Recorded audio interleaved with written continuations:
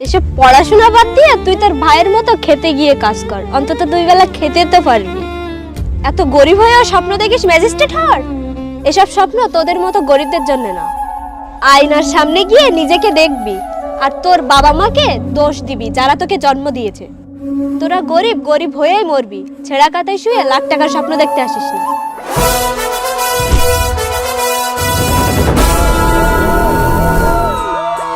Yes দীপ্ত না? আমার তো বিশ্বাসই হচ্ছে না, ম্যাজিস্ট্রেট।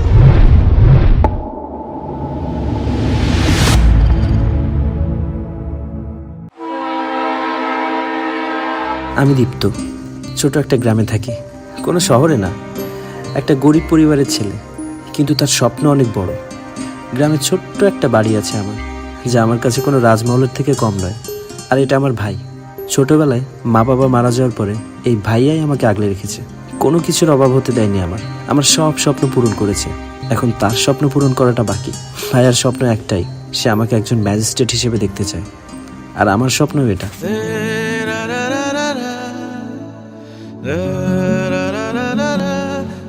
ভাইয়া, আমি কলেজে যাচ্ছি। এই নে টাকা, তোর কলেজে যাওয়ার ভাড়া। ভাইয়া, তুমি আমার জন্য কত কিছুই না করো। সবাই ভাবে আমি কত বড় লোক। তো কি হয়েছে, ভালো কাপড় পরবি, সমস্যা কোথায়? ডাল ভাত খাই, ঘরে খাই, তা তো আর কেউ দেখতে আসছে না। শুধু আমার ভাইকে ভালো দেখালেই হচ্ছে। সব তো বুঝলাম ভাইয়া, কিন্তু আমার স্বপ্নের কি হবে? আমি স্বপ্ন দেখেছিলাম বড় হয়ে একদিন ম্যাজিস্ট্রেট হব। 2005 সালের 8ই জুন আমাদের গ্রামে একজন ম্যাজিস্ট্রেট সাহেব আসে। আমাদের গ্রামে ম্যাজিস্ট্রেট? ভাই, গ্রামে সবাই যাচ্ছে, আমি একটু দেখে আসি, তুই বয়। আমি তখন অবাক হয়ে দেখতে থাকলাম কিভাবে মানুষ তাকে সম্মান করে। এটা দেখে আমার খুবই ভালো লাগে। তখন আমি একটা মোটিভেশন পেলাম যে জীবনে কিছু করতে হবে। মানুষের সম্মান পেতে হলে ম্যাজিস্ট্রেট হওয়া কোনো সাধারণ বিষয় না, তার জন্য অনেক বেশি কষ্ট করতে হয়। এভাবে অনেক বছর কেটে যায়।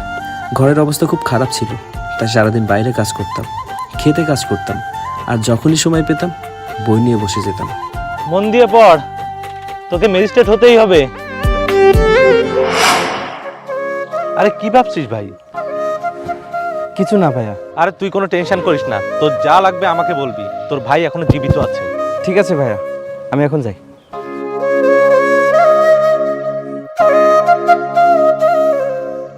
আর এভাবেই ভাইয়ার কাছ থেকে টাকা নিয়ে নিয়ে আমি গ্রাম থেকে শহরে পড়তে যেতাম।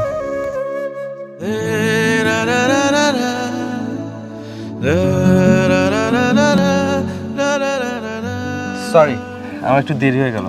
It's okay. তো আজকের প্ল্যানটা কি? না, তেমন কিছু না। ও, আমার কিছু বই কিনতে মার্কেটে যেতে হবে। তুমি কি আমার সাথে একটু যাবে? হ্যাঁ যাব। দেখো সাগরকে কত হ্যান্ডসাম লাগছে।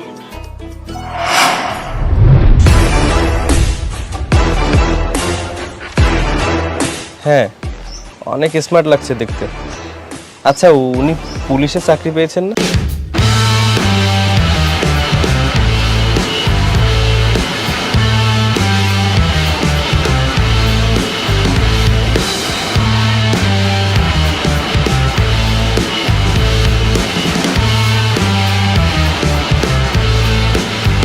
কেমন আছো রানী? ভাই, আপনি পুলিশে চান্স পেয়েছেন তাই না? হ্যাঁ, আমি পুলিশ। কি অবস্থা তোমার? শুনেছি তুমি পড়াশোনা অনেক ভালো। ভাই, আমার স্বপ্ন আমি একজন ম্যাজিস্ট্রেট হব। স্বপ্ন তো আমারও, প্রধানমন্ত্রী হওয়ার। হতে পেরেছি কি? স্বপ্ন তো স্বপ্নই, যা বাস্তবের সঙ্গে কোনো মিল থাকে না। যেমন কোনো সিনেমার আগে দেখানো হয় না যে সব চরিত্র কাল্পনিক, ঠিক তেমন। বুঝেছো? না ভাইয়া, কোনো কিছুর জন্য কঠোর পরিশ্রম করলে তা অবশ্যই সম্ভব। বুঝেছি। তোমার কাছে অনেক সময় আছে এসব ফালতু চিন্তা ভাবনা করার, কিন্তু আমার কাছে না। আমার ডিউটি করা লাগে। আর আমি এখন যাবো ডিউটি। Rani, by.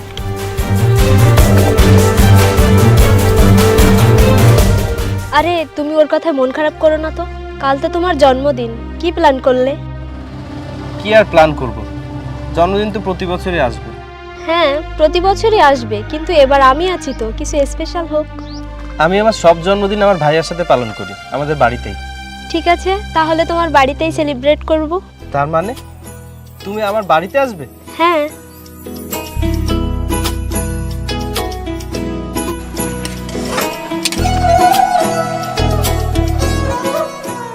আজকে আমি অনেক খুশি, কারণ আজ আমার জন্মদিন।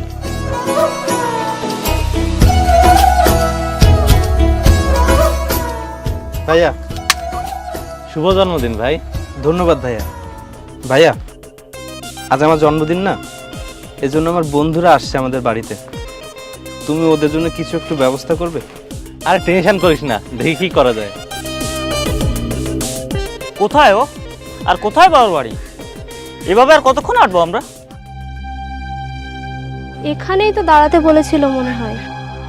আমার এত কাজ, সেসব ফেলে আসলাম শুধুমাত্র তোমার জন্য। আমি আর অপেক্ষা করতে পারবো না। আরে একটু দাঁড়াও, আমি ফোন দিচ্ছি, এখনই চলে আসবে।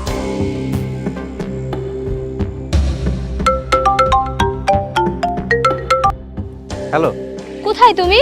এখানে আশেপাশে তো কোনো ঘর বাড়িও দেখতে পাচ্ছি না। একটু দাঁড়াও, আমি আসছি। আচ্ছা তাড়াতাড়ি এসো, এখনই চলে আসবে। ভাইয়া, ওরা চলে এসেছে। আচ্ছা ঠিক আছে, তুই যা তাড়াতাড়ি।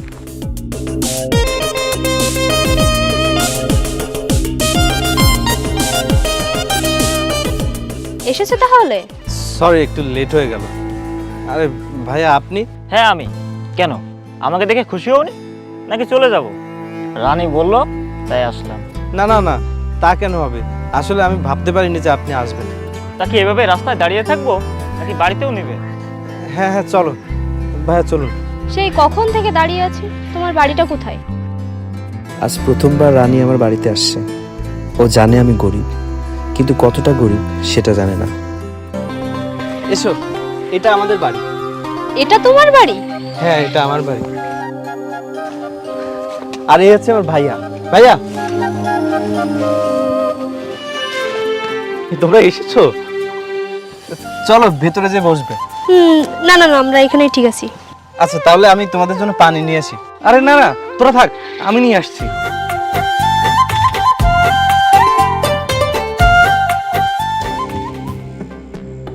কোথায় আসলাম এটা?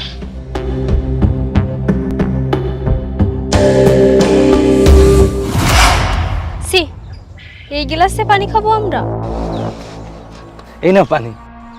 না থাক, আমরা মাত্রই পানি খেয়ে এসেছি। আচ্ছা ঠিক আছে।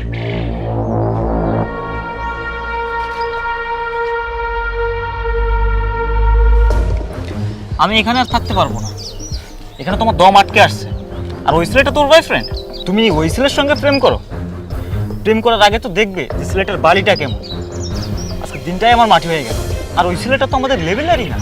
আমি জানতাম ও গরিব, কিন্তু এতটা গরিব আমি জানতাম না। এসেই যখন পড়েছ, একটু কষ্ট করো।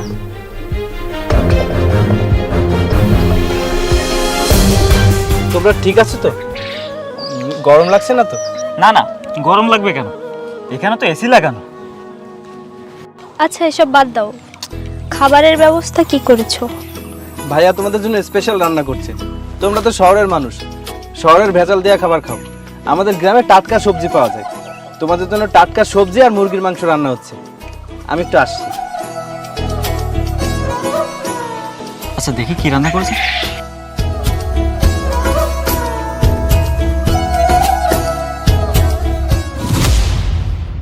আপনি কি মাটির চুলায় রান্না করেন? হ্যাঁ, মাটির চুলায় রান্নার খাবার মজাই আলাদা।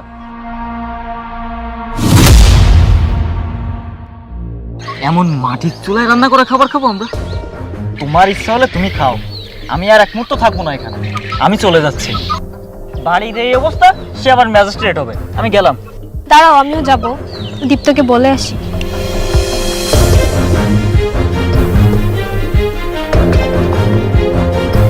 শোনো, ইম্পর্টেন্ট কল এসেছে, আমাদের যেতে হবে।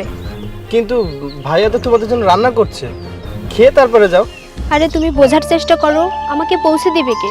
আমাদের যেতে হবে। আর তোমার বার্থডে আমরা কলেজে সেলিব্রেট করব। Bye, happy birthday.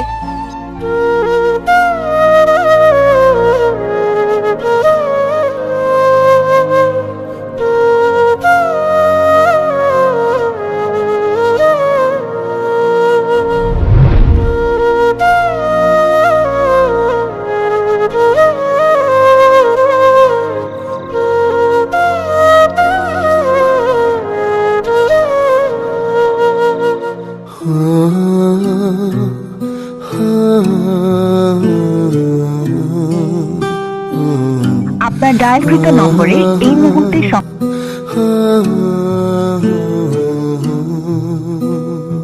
আপনার ডায়ালকৃত নম্বরে এই মুহূর্তে সংযোগ।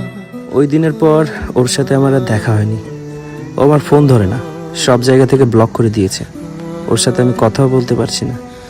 এভাবে অনেক দিন কেটে যায়। হঠাৎ একদিন হ্যাঁ হ্যাঁ, তুমি জানো বাড়ির সবার চোখ ফাঁকি দিয়ে আমি শুধুমাত্র তোমার জন্য রাস্তার পাশে এসে বসে আছি। I love you too. ঠিক আছে, কাল কিন্তু আমরা রেস্টুরেন্টে খাবো, আর আসার সময় গাড়িটা নিয়ে এসো কিন্তু।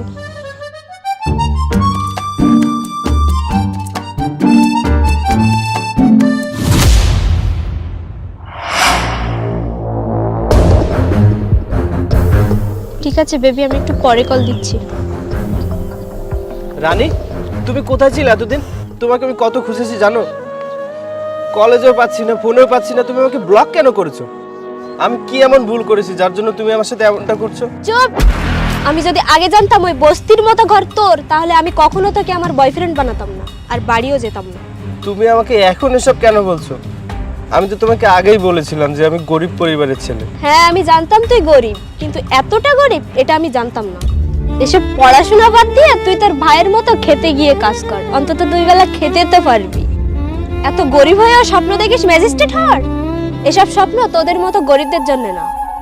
আয়নার সামনে গিয়ে নিজেকে দেখবি আর তোর বাবা মাকে দোষ দিবি যারা তোকে জন্ম দিয়েছে।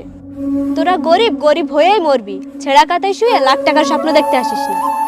আমার চোখের সামনে থেকে যা, তোর এই চেহারা আর কখনো আমাকে দেখাতে আসবি না।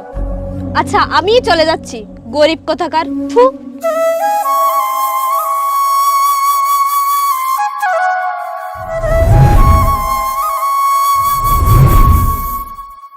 রানীর এসব কথা শুনে কষ্ট তো অনেক পেয়েছি, কিন্তু কি করব, গরিব তো, এসব তো শুনতেই হবে।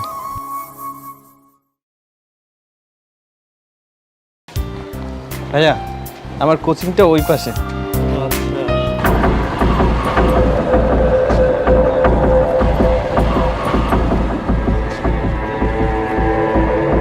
তুমি কি দীপ্ত?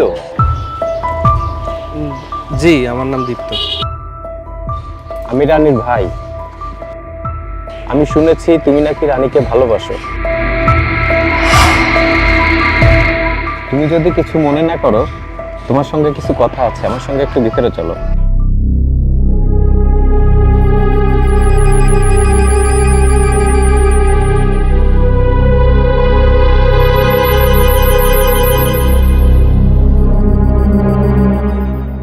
রানীকে ভালোবাসিস তুই? জি, পছন্দ তো করি। তোর সাহস কি করে হয় আমার বোনকে ভালোবাসার? এই শহরের সব থেকে বড় ডন আমি। শহরের সবাই আমাকে ভয় পায়, আর তুই এসেছিস আমার বোনকে ভালোবাসতে।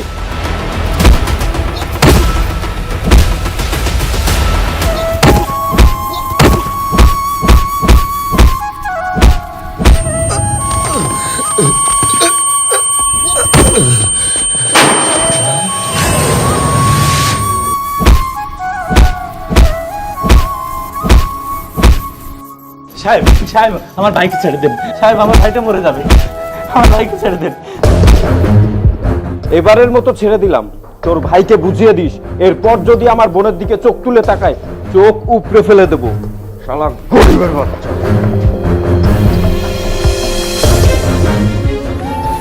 ভাই ভাই, ওঠ ওঠ ভাই।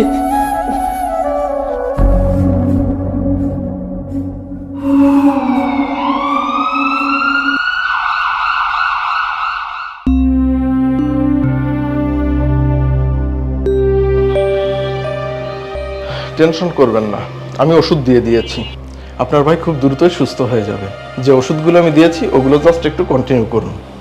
আরেকটা কথা, ওর জ্ঞান ফিরলে আপনারা ওকে বাসায় নিয়ে যেতে পারেন, কোনো দুশ্চিন্তার কারণ নাই। তাহলে ঠিক আছে, থাকেন, আমি তাহলে আসি।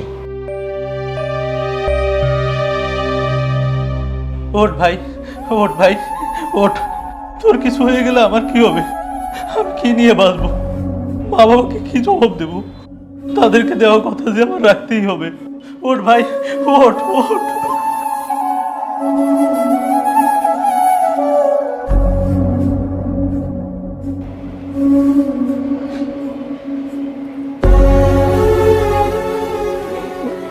ভাই তুমি কাঁদছো কেন? আমি কোথায় কোথায়? ভাই তোর জ্ঞান ফিরেছে? আমি না অনেক ভয় পেয়ে গেছিলাম, ভেবেছিলাম বাবা মার মতো তোকে হারিয়ে ফেলবো। আমার কিছু হবে না ভাইয়া, তুমি কান্না করো না তো। তোমাকে ছেড়ে তোমার এই পাগল বাড়িটা কোথায় যাবে? কোথাও যাবো না। তুমি কান্না করো না ভাইয়া।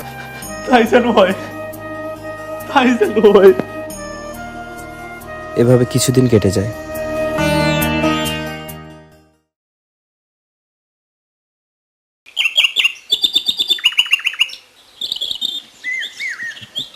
কিরে ভাই, বিসিএস এর জন্য অ্যাপ্লাই করবি না? ভাই আমার কাছে এখন অত টাকা নেই, আর বিসিএস এর জন্য তো কোচিং করতে হয়, তার জন্য তো অনেক টাকার প্রয়োজন।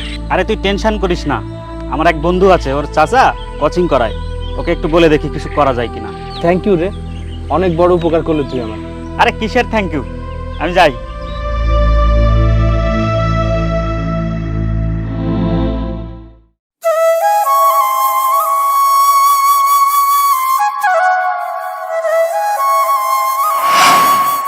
কি হয়েছে তোর?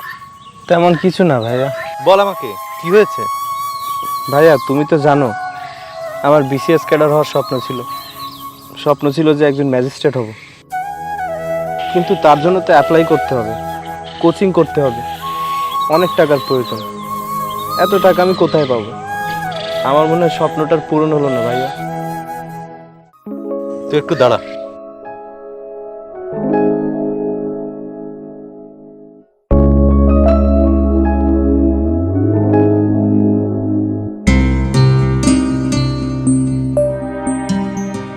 এই নে কিছু টাকা। অনেকদিন ধরে জমিয়েছিলাম একটা ট্র্যাক্টর কিনবো বলে। এই ট্র্যাক্টরটা হলে জমি চাষে অনেক সুবিধা হতো, কিন্তু আজ এই টাকাটা তোর বেশি প্রয়োজন। জানি এই টাকায় তোর তেমন কিছু হবে না, তারপরে টাকাটা রাখ, তোর কাজে আসবে। কিন্তু ভাইয়া।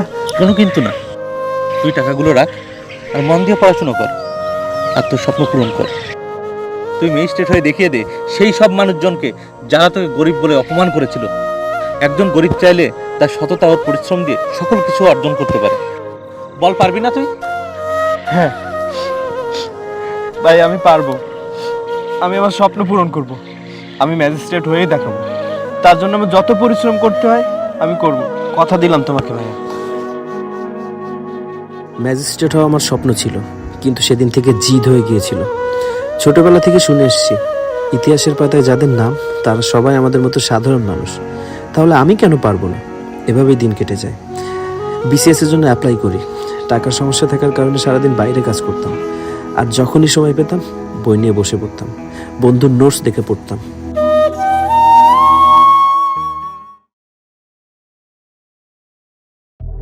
চার দিন হয়ে গেল ভাইয়া জেলে। তুমি তো পুলিশ, তুমি কিছু করতে পারছো না? আমি কি করবো বলো? আমি তো অত বড় পোস্টেও না যে আমি কিছু করব। আমি তো সামান্য একজন কনস্টেবল, আর তারপরও যদি কিছু করতে যাই তাহলে আমার চাকরি নাও থাকতে পারে, কারণ তোমার ভাই তো অনেক বড় সন্ত্রাসী। তাহলে এখন কি হবে? চলো এখন আমরা একটা কাজ করতে পারি। আমাদের এখানে নতুন ম্যাজিস্ট্রেট এসেছে, শুনেছি উনি অনেক ভালো, সবার সাহায্য করে। তাহলে চলো ওনার কাছে যাই। আচ্ছা দেখি, কালকে ওনার সাথে দেখা করার চেষ্টা করব। আচ্ছা দেখো একটু প্লিজ। আচ্ছা আমি তো ডিউটিতে আছি, এখানে এভাবে বেশিক্ষণ দাঁড়ানো যাবে না, আমি এখন যাই।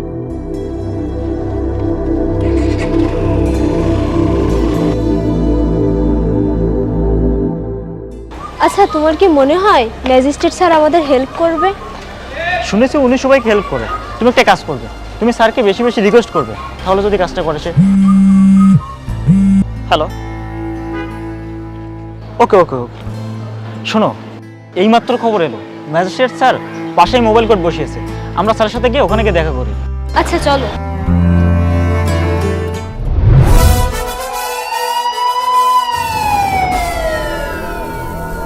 মিস্টার জুয়েল, ওই প্রজেক্টটা টোটালি ইলিগাল, অ্যান্ড ওই ব্যাপারে কিন্তু আমাদের স্ট্রিক্ট থাকতে হবে। Mind it. ওই যে স্যার, আসুন।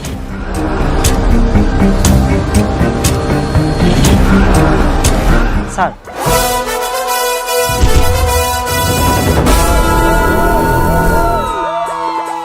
ইয়েস। দীপ্ত না? আমার তো বিশ্বাসই হচ্ছে না। ম্যাজিস্ট্রেট? বিশ্বাস তো আমারও হচ্ছে না। বলুন আপনাদেরকে কিভাবে সাহায্য করতে পারি? দীপ্ত, সরি স্যার, আসলে আমার ভাই 4 দিন। স্টপ! কিছু বলতে হবে না, আমি সব জানি। আপনার ভাই একজন বড় ক্রিমিনাল, আর আমি একজন সৎ অফিসার, তাই অন্যায়ের পক্ষে কথা বলতে পারবো না। সরি, আমি আপনাদেরকে কোনো সাহায্য করতে পারবো না। প্লিজ আমাকে এইটুকু হেল্প করো, তুমি তো আমাকে ভালোবাসতে। ভালোবাসতাম, কিন্তু এখন আর বাসি না। তোমাকে ভালোবাসাটা আমার জীবনের সবথেকে বড় ভুল ছিল, কিন্তু এই ভুল থেকে আমি অনেক কিছু শিখেছি।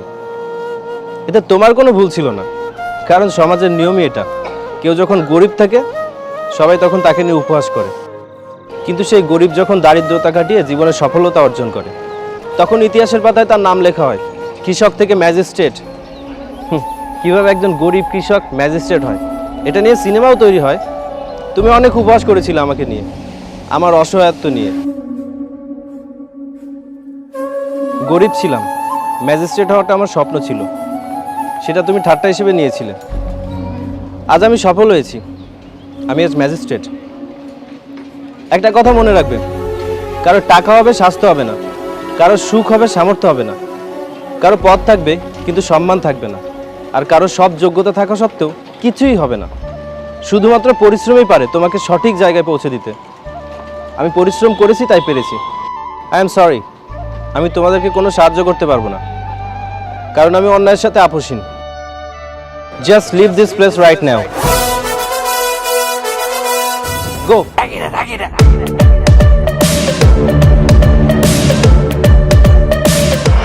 আয়নার সামনে গিয়ে নিজেকে দেখবি আর তোর বাবা মাকে দোষ দিবি যারা তোকে জন্ম দিয়েছে। বাড়ির এই অবস্থা, সে আবার ম্যাজিস্ট্রেট হবে। আমি গেলাম।